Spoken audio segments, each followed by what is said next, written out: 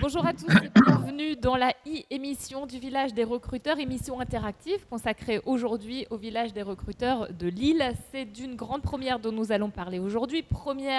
Grande première parce que c'est la première émission consacrée au Village des recruteurs. Et puis c'est aussi la première édition du Village des recruteurs à Lille de 9h à 17h toute la journée du jeudi 9 juin. Une journée de rencontres et d'échanges entre candidats et recruteurs. Un événement à ne pas manquer. 2000 offres d'emploi, plus de 2000 candidats, on va y revenir dans un instant. Mais on va commencer avec le premier thème de notre série lilloise. On va s'intéresser à l'actualité de l'emploi dans la métropole. Et avec nous pour en parler sont connectés Martin David Brochen, élu en charge de l'emploi à la ville de Lille. Bienvenue à vous. Bienvenue également à Frédéric Debrenne, directeur Pôle emploi de Lille République.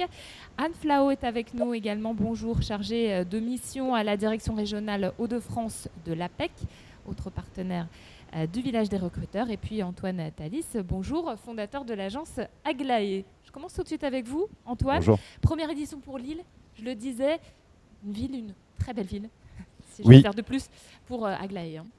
Oui, pour plusieurs raisons. La première, c'est que j'y ai vécu et j'ai travaillé dans une radio là-haut, donc j'y ai énormément de souvenirs, donc c'est très bien, moi j'adore. Et puis la deuxième, c'est qu'on cherchait à étendre en fait la tournée, puisque le Village des recruteurs, c'est avant tout une tournée. Donc on a sollicité la ville de Lille qui a répondu présent. Et donc on est content, on fait une première édition là-haut. Oui. Donc sur l'événement lui-même, 9h, 17h, un super spot, on ne peut pas le rater, hein, c'est l'esplanade pile entre la gare Lille-Flandre et la gare Lille-Europe, hein, c'est la place François Mitterrand. C'est ça, on aura beaucoup de voyageurs et beaucoup de shoppers. Voilà. Et j'espère beaucoup de candidats surtout. Et 75 exposants, institutions, formations, agences d'emploi, les partenaires. Et je vais me tourner vers Martin David Brochen, donc élu en charge de l'emploi à la ville de Lille. Quel est l'intérêt pour une ville comme Lille de recevoir ce type d'événement autour de l'emploi ? Bonjour. D'abord, effectivement, on est très heureux d'accueillir ce Village des recruteurs à Lille, dans ce lieu symbolique qui est Euralille, hein, la turbine tertiaire qu'avait voulu Pierre Mauroy pour notre ville. Mais donc, avec Martine Aubry, on est vraiment très heureux d'accueillir cet événement parce que nous, notre ambition, c'est d'avoir une ville en mouvement qui crée des emplois pour tous les Lillois et dans tous les quartiers de la ville. Et donc, on saisit chaque moment, chaque opportunité de faire rencontrer des employeurs, des recruteurs avec des Lilloises et des Lillois qui cherchent un travail, une formation. Donc, on saisit tous ces moments. Le Village des recruteurs, assurément, en est un d'importance et d'envergure. Donc, c'est avec grand plaisir qu'on vous accueille sur cette esplanade François Mitterrand à Lille aujourd'hui. Et merci beaucoup à vous. Frédéric Debrenne, vous êtes directeur Pôle emploi de l'agence Lille République. Un quart des agences Pôle emploi de Hauts-de-France sont présentes dans la métropole lilloise. Au sein des 17 agences de la métropole, quelles sont les filières où on recrute le plus ? Bonjour à tous. Donc effectivement, l'attractivité de Lille n'est plus à démontrer. Martin David Brochen le précisait, carrefour européen, mais surtout aussi la ville dynamique du grand bassin de la métropole européenne de Lille. Et c'est vous dire aussi que sur ce type de métropole, forcément, l'ensemble des activités sont recensées. Et donc, je serais certainement pas original dans l'idée de dire que nous devons soutenir 6 grandes filières qui sont en grand déficit de main-d'œuvre aujourd'hui. Ce sont l'industrie, la santé, les services à la personne, puisqu'il faut produire des services auprès de nos concitoyens dès lors que l'activité économique est présente.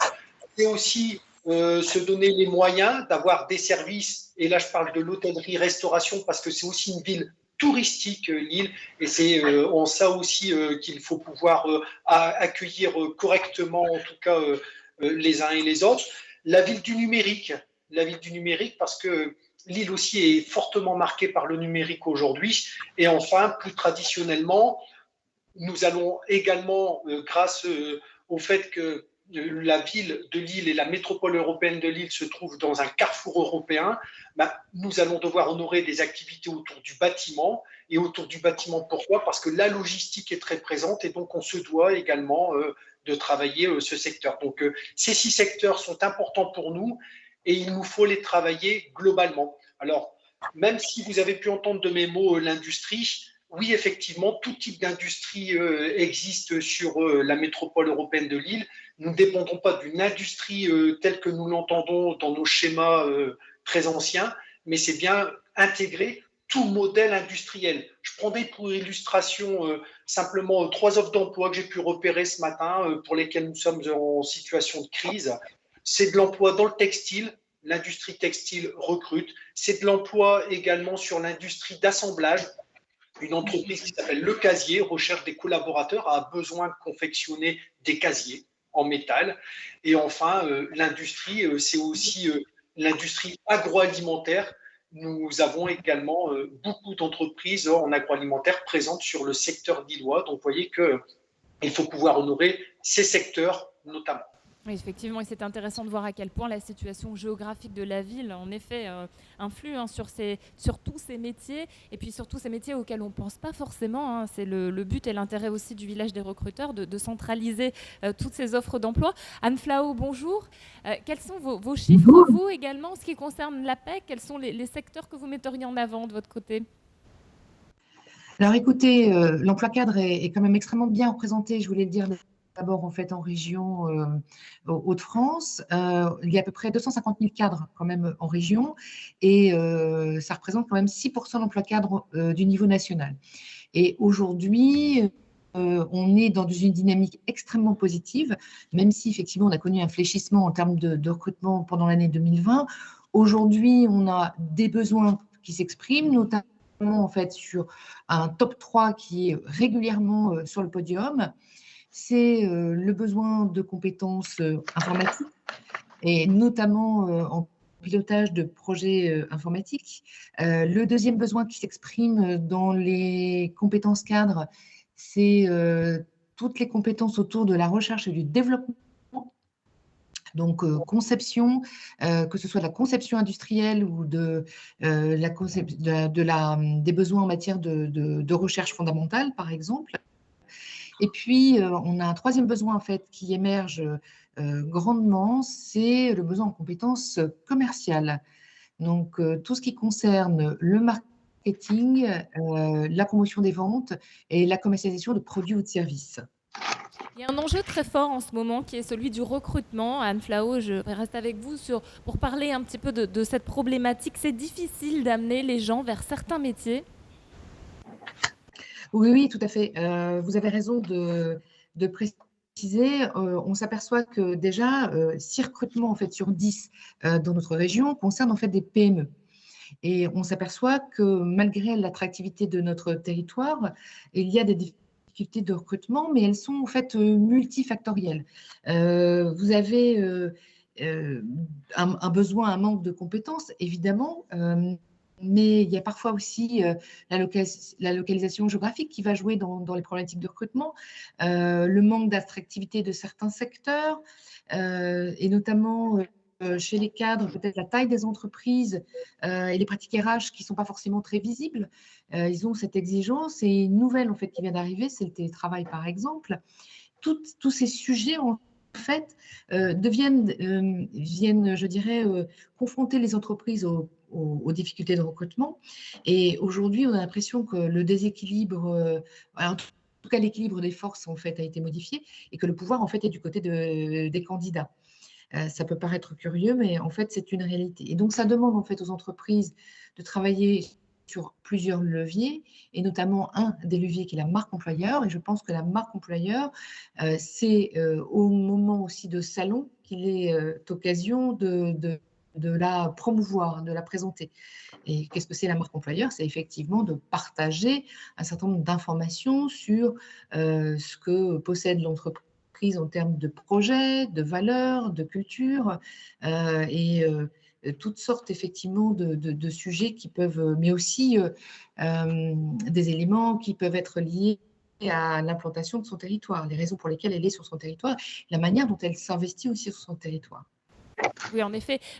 Frédéric Debrenne, on parle de difficultés de recrutement, de valoriser la marque employeur. Il y a une notion d'attractivité qui est importante. Ce sont les enjeux actuels pour les recruteurs. Et alors, chez Pôle emploi, vous essayez d'innover en la matière. Expliquez-nous comment est-ce que vous mettez en avant l'attractivité des différents métiers. Alors, innover sur l'attractivité, c'est le développer avec les partenaires. Alors, ils sont très multiples, mais on s'attache sur ces secteurs que je viens de vous préciser, notamment sur la logistique, à travailler aujourd'hui un espace, un lieu, ressources qui permettent à chacun d'entre nous de se tester. Ça s'appelle la logistique tour, mais au-delà de la logistique tour, c'est appréhender des gestes, des comportements, des manières de travailler en équilibre, en équipe sur des métiers de la logistique et se rendre compte qu'au final, on est peut-être fait pour travailler dans ce genre d'environnement et ensuite passer, s'il le fallait, sur une phase de formation ou d'intégration dans l'équipe. Et donc, quand j'entends la logistique tour sur les métiers de la logistique, on travaille aussi avec le département à développer ce qu'on appelle donc les chambres qui permettent de pouvoir identifier les métiers du service à la personne. Et quelque part, c'est pouvoir reproduire un environnement dans lequel on va permettre aux personnes de s'identifier et de s'intéresser, en tout cas, encore une fois, à la culture de l'emploi en lui-même. Dans la mise en situation, vous avez des appartements témoins, par exemple, l'utilisation de casques virtuels pour certains métiers. Vous parliez du logistic tour, c'est comme un escape game. En fait, il faut que ce soit ludique, mais qu'on puisse observer aussi les compétences de chacun des candidats. Ludique, court et attractif. Et je compléterai Anne dans l'idée de se donner une marque employeur. On n'a pas peur des mots aujourd'hui. L'entreprise doit aussi être une entreprise de séduction vis-à-vis des futurs collaborateurs, puisqu'elle doit montrer justement quel apport elle peut lui apporter. Monsieur David Brochet, c'est ce que vous avez constaté aussi, vous, à votre poste, en tant que chargé de l'emploi à la ville de Lille. C'est important d'innover. Que fait la ville en la matière? Comment est-ce qu'elle accompagne finalement ces changements de mentalité? Oui, effectivement, un même constat que les collègues de l'APEC et Pôle emploi. Là, je vais utiliser un peu ma casquette de président de la mission locale de Lille et de la maison de l'emploi qu'on a réunie sous le nom de Lille Avenir. Effectivement, on met en œuvre des innovations qui sont dans le même état d'esprit. Je pense par exemple avec le gros travail qu'on a mené récemment avec notre pôle, le pôle d'excellence en termes de santé, qui est Eurasanté, basé à Lille Sud et sur la commune de Los, et sur lequel voilà, on doit à la fois faire démythifier, montrer la réalité des métiers, faire découvrir des métiers à des jeunes Lillois ou Lilloises qui ne les connaissent pas forcément. Et on travaille là aussi avec un escape game qui permet un peu de travailler, de faire différemment, découvrir à la fois l'entreprise, mais aussi permettre à l'entreprise de voir les candidats sous un angle différent, sans passer par le filtre et le prisme un peu du CV, qui est aujourd'hui un élément d'organisation du recrutement qui tend un peu à s'amoindrir. Il est encore très, très présent, mais on voit qu'il faut qu'on fasse différemment. C'est aussi ce qu'on a fait fin mai avec Grand Seine et des restaurateurs lillois, où on a organisé un job dating, mais qui n'était pas un job dating sous la forme de vrais ateliers de faire avec. C'est-à-dire que les recruteurs ont fait avec les candidats des cocktails, des pizzas, du service en salle. C'est une autre manière, à la fois individuellement, mais aussi en groupe, c'est une autre manière de se découvrir ensemble et de découvrir les aptitudes des candidats. Donc, c'est vraiment ces nouveaux modes de relation qu'on doit développer.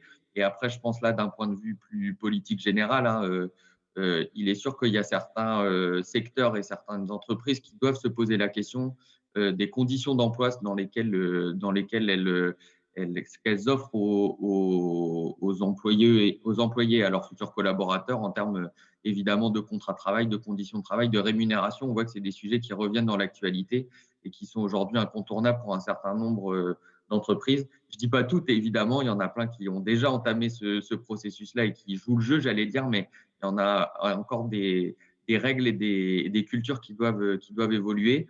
Et on doit, si vous le permettez également, puisque là, on parle du marché du travail qui est effectivement dynamique pour une partie de nos concitoyens, on doit aussi avoir une attention, et c'est notre attention, nous, avec Martine Aubry, une attention toute particulière à celles et ceux qui sont encore loin de ces offres d'emploi et qui ont le risque de voir passer ce train de la reprise économique, même si elle est fragile aujourd'hui.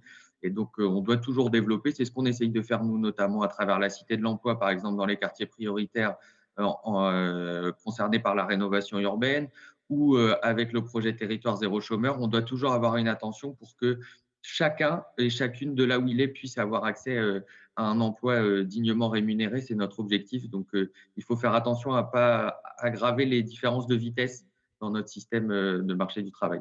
Et ce sera notamment l'objectif du village des recruteurs, qui, je le rappelle, est un événement gratuit et accessible à tous. Anne Flao, pour parler de ce village des recruteurs, pourquoi c'est important pour vous d'être présente sur ce salon? Qu'est-ce que vous allez mettre en avant, vous, plus particulièrement? Oui, alors l'APEC, vous le savez, est un opérateur de conseil en évolution professionnelle, et c'est aussi à ce titre que nous serons présents, à savoir apporter du conseil aux candidats qui viendront donc sur le site du village des recruteurs, du conseil en matière d'évolution professionnelle, ça peut être aussi de la reconversion, de la transformation, je dirais, d'une vie professionnelle. Et nous serons là aussi à un second titre pour proposer la préparation aux entretiens de recrutement aux candidats qui seront présents, qui viendront nous voir et qui pourront en fait se préparer avant d'aller rencontrer une entreprise en fait sur le site du village des recruteurs. On sait qu'il y a des techniques, il y a des tips, comme on dit aujourd'hui, qui permettent en fait d'être efficaces et d'avoir un impact maximal dans sa communication au recruteur quand on est sur un salon. Et c'est justement ça qu'on peut effectivement donc transmettre, proposer et sur lequel on peut accompagner donc les candidats qui viendront sur le village. Je vais poser la même question à Frédéric Debrenne pour Pôle emploi. Alors, on aura également cette gamme de services que l'APEC proposait, mais le sujet pour Pôle emploi va être plutôt sur la partie immersion. Martin David Brochen le précisait sur les demandeurs d'emploi qui ont besoin aussi parfois d'aller vers l'entreprise au-delà du CV, au-delà de cette barrière du CV. C'est aussi pouvoir démontrer des capacités, des savoir-faire, des savoir-être à travers l'immersion. Donc, deux sujets autour de l'immersion. À proprement dit, comment aller au-devant de l'entreprise et lui montrer qu'on marque de l'intérêt et qu'on a envie de s'intéresser à connaître les codes de l'entreprise pendant quelques heures, quelques jours. Et ensuite, une phase immersion-formation, c'est aussi se donner les moyens, avec l'entreprise et le candidat, de pouvoir engager un cursus de formation interne dans l'entreprise, c'est-à-dire une phase préparatoire au contrat de travail qui peut en général durer sur l'équivalent de 1 mois ou 2 mois. Ce sont des services trop méconnus de l'ensemble des demandeurs d'emploi sur lesquels on doit aujourd'hui apporter du conseil aussi bien sur l'ensemble des demandeurs d'emploi que sur les entreprises présentes au salon, puisqu'elles aussi doivent accueillir ces personnes sous le mode immersion et dépasser le recrutement classique que nous connaissions jusqu'à aujourd'hui.